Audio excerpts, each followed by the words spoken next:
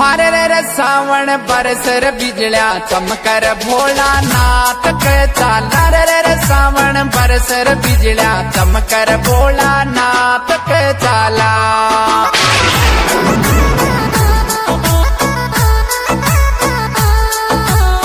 नाथ के चाला भोलानाथ के चाला सावण बरसर बिजलिया अरे रे सावण बरसर बिजलिया चमकर भोलानाथ के चाला।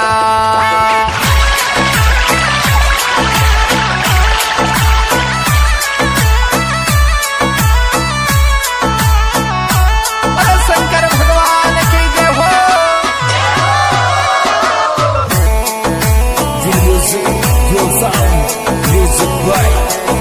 श्री चोट माता रिकॉर्डिंग स्टूडियो चोट का बरवाड़ा सहा।